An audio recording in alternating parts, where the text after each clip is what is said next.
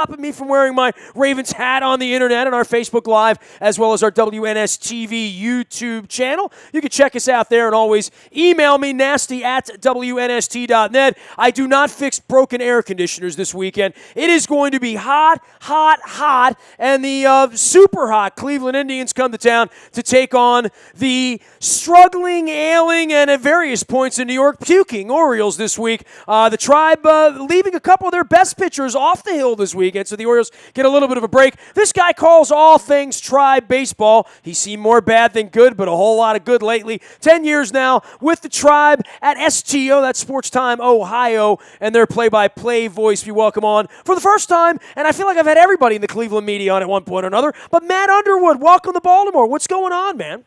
Well, you're right. The Indians are about as hot as the weather. I probably would not have believed anyone who would have said to me back in February in Goodyear, Arizona, that by the end of July, the Indians would have the best record in the American League.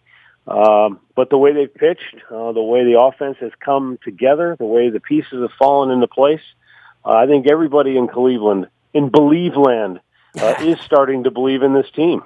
Now, you're like a local, man. I'm doing a little work on you here. I drank a lot of beer at Baldwin Wallace College in the summer of 1989. I'm not making this up. I met some dudes and some chicks at spring break. So I know BW. I know the way to Berea even before Art Modell discovered it, I think, and built a palace over there that has since been devoid of a lot of victories. But this Indians run, there's something really cool about it that in September it's going to be a football game every night at Indians games. And I know we played there, about 8 weeks ago in the middle of, I think the Cavs were playing the Raptors right around then when the Orioles were there. And there was nobody in the ballpark. The Indians were kind of coming on. At that point, I think the White Sox had been playing good ball, and the Royals were still trying to find themselves. But there was no thought that it would be run away like this. There might not be a pennant race, right? I mean, like the Orioles had that 2 years ago. They really didn't play one meaningful game because they were 10 games up for 2 months.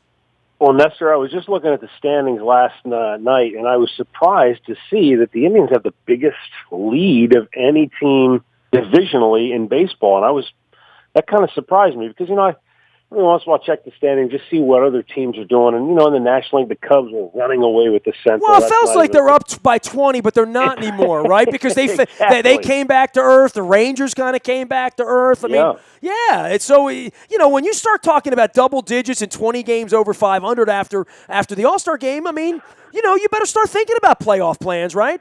And I think that's why Indians fans are sort of clamoring in Cleveland, let's go for it.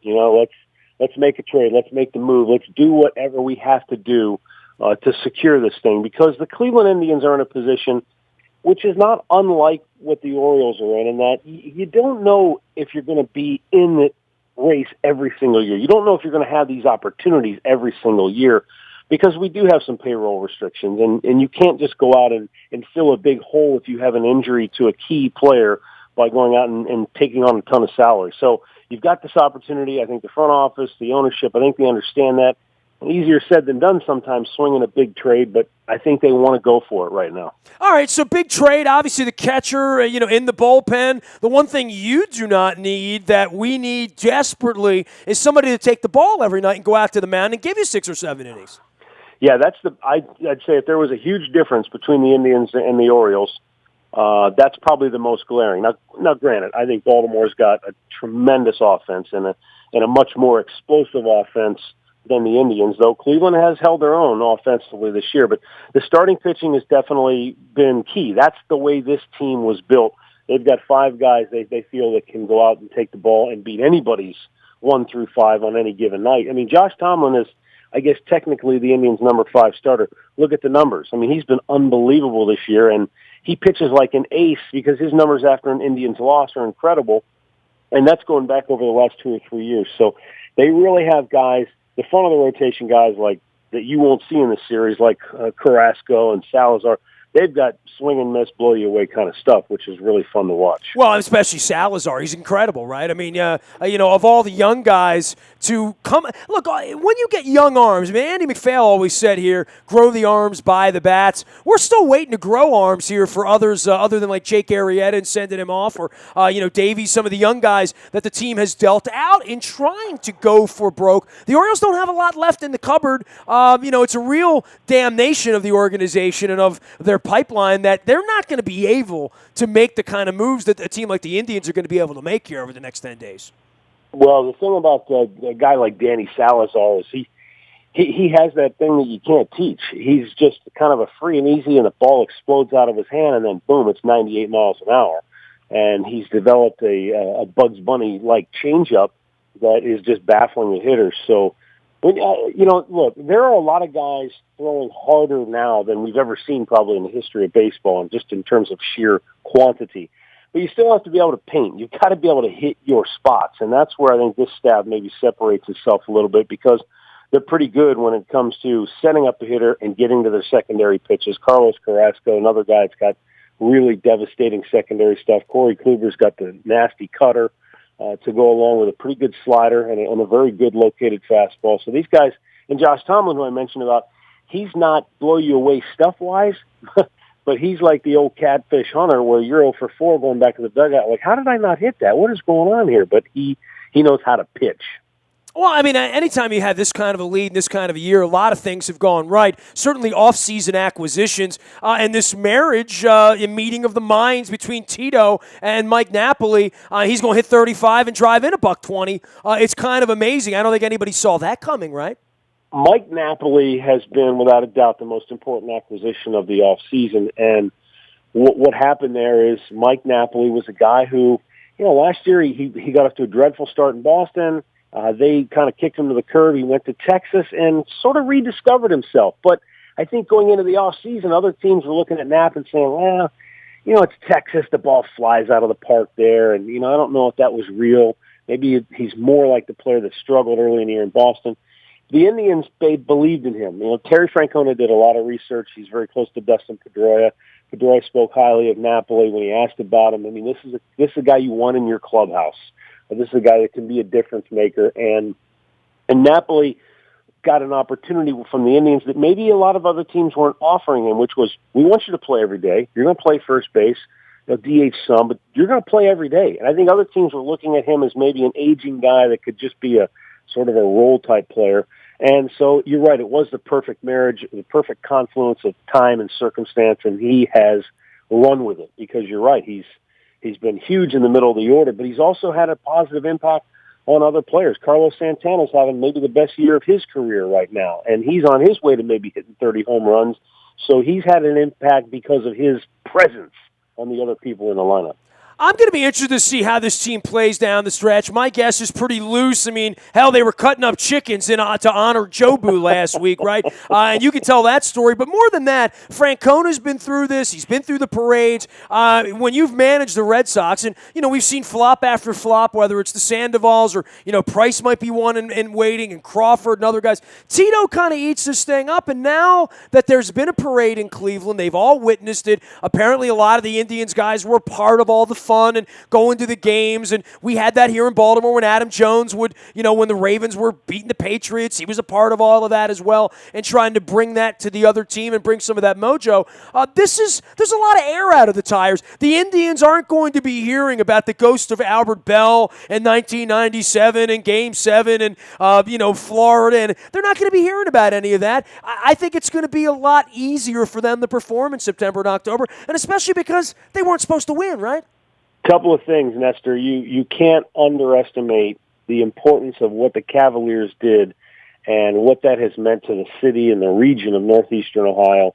And the Indians players, the organization, they felt it. They were there. We were playing while that was going on. When they won it and had the championship parade, the city just, it was like something, well, you guys have experienced it here, so you know what it's like to have a championship parade. Nobody that's my age or younger has ever experienced anything like that in our lifetime in Cleveland. So it was pretty amazing. And I think Terry Francona has definitely fed off of that. And he Perfect example why Terry's a great leader. Earlier this week, the Indians go into Kansas City to start a big series with the Royals. They've got the first game in hand. It's 2-0 going into the eighth inning, and Corey Kluber's pitching a shutout. He's got a little calf in his cramp. He comes out. He goes to the bullpen. Royals score 7 in the eighth inning. It's a devastating loss. And all of a sudden, everybody's going, oh, the bullpen's a mess. It's a meltdown. How are the Indians going to bounce back? Terry's the kind of leader that he didn't show panic. He didn't show distress or concern.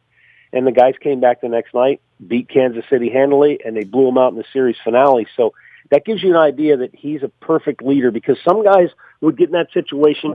If they show panic, if they show concern, it leaks onto the field and the players start feeling that. That didn't happen, and I think that's a big reason why this club can avoid long losing streaks. A, you've got great pitching, and B, you've got great leadership too. I know a lot of teams, including the Orioles, waiting for Gallardo to kind of be Gallardo. Texas waiting on you, Darvish. Clearly, Cleveland's been waiting on Brantley, right? And I don't know if he's gonna make it, right? I mean, is he really going to be a valuable asset to them 6-8 weeks from now, or is it just starting to sort of sail on the season for him? Well, even if we were to sit here and say, he's going to be back, which nobody knows for sure. But if there was a good idea that, hey, he's going to be back at some point and it's just a matter of getting a few rehab games under his belt, I would still say to you, it's a long shot that he's going to be productive just based on history. I mean, I've watched so many guys. Look at Alex Gordon in Kansas City. He only missed 28 games. He has not been the same Alex Gordon. He's batting almost, just barely above the Mendoza line. We had that with Adam Jones. I mean, he was hurt early in the year, and then it took him a month to sort of, get back to looking like what you want Adam Jones to look like, and now he's hurt again. And you're talking about Brantley's played 11 games this year. Sure. So I think even if he were to come back, it would be difficult to say he's going to be the middle of the order force that he has been in years past. So that's on the really, really optimistic side. And right now, there's not a lot of optimism that we'll even see him back this year.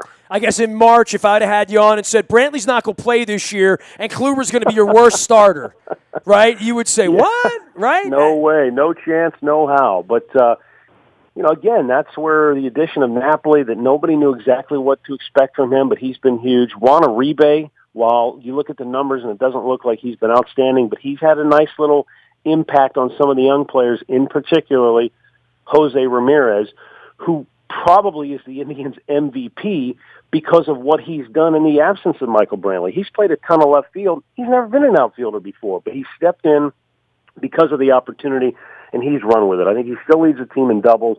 He's been one of the best clutch hitters with runners in scoring position in all of the American League this year, and he has just filled a huge void in Brantley's absence. So that's what happens when you win. You have to have. Wasn't it your guy Brian Billick who wrote the book Next Man Up? That's the mentality that you have to have if you're going to win. Because somebody, when a star player, a frontline guy goes down, somebody else has to be ready to step in and fill that void. And Jose Ramirez has been able to do that for Cleveland. I love how you slide Billick, our partner here at WNST, into the very nice. Well done, Matt Underwood, joining us here from ST Play, right? Brian, and he certainly is in that category. And amongst all these Indians guys, whether it was a second-round pick in Kipnis or first-rounder Naquin, they've had some second-round. Francisco Lindor is watching him have so much fun playing the game. I would imagine it's similar to watching Adam Jones on a daily basis, because to me, I watch Adam Jones like there's a guy's having fun. Yeah, he's getting paid a lot of money. He knows it's a job and it's a very serious business, but it doesn't take away his ability to experience joy when he's playing the game. And I love watching Lindor make a fantastic play, and the first thing you see is the big smile. It's almost like when my son was probably 5 or 6 years old, and he'd be, running up and down a soccer field or a basketball court, and I just see him beaming ear to ear. And that you have to love that, because you can't inject that. That can't be false. That just bubbles to the surface and boils over because you can't contain it. And there's nothing wrong with that in baseball. I think so many times we get consumed with, you don't show up your opponent, you don't do this, you don't do that. But it's okay to have fun and express that joy by just smiling and having fun on the field. And I'm not even talking about how great a player he is. And Ned Yost said the other day, he said, man, that Lindor is special because he beats you on both sides of the ball with his defense, going left to right, up the middle. And then offensively, he hit 2 home runs in the series against the Royals, and, he can beat you a lot of different ways. All right, man. Well, listen, stay cool here. Cool compresses. You need some fluids, right? I mean, hell, the Orioles spent more time puking up in New York than they did hitting the baseball, and now trying to come home, it's going to be 100 degrees every day. Certainly, Sunday afternoon, make sure you score me one of those Jim Palmer throwbacks on Sunday, okay? I'll do my best, Nestor. It's always a pleasure to be with you, and always look forward to coming to Baltimore every year. Don't eat tourist crab cakes, Underwood. It'll cost you, okay? You bet, man. You got it. Stay away. Matt Underwood joining us here from STO Sports Time Ohio. You can follow him out on Instagram as well at STO Matt Underwood. Tribe in town for 3 games after a rough middle of the week in New York in the Big Apple, and the hot weather coming in, and of course the Ravens back on the practice field next week as well. You can email me anytime, nasty@WNST.net. I'm in the buy a Toyota Audio Vault 24 hours a day from anywhere your mobile device goes. Morning newspaper hits your email inbox at 7 a.m. each and every morning. That is powered up by Planet Fitness and PlanetFitness.com. Still $10 a month to get in shape. Definitely cooler in there to take a run than it's going to be running around the Inner Harbor this weekend. And last but never least, if the Orioles make a deal, if the Ravens, something were to happen to the Ravens before it started training camp, or of course the Terps, we do break that news to you first on the WNST Tech Service. That is brought to you by Coons Ford of Security Boulevard. Dennis will be here on Thursday driving you home from 3 until 5. I'm Nestor. This is WNST.net, AM 1570 and WNST Towson, Baltimore. And we never stop talking Baltimore sports.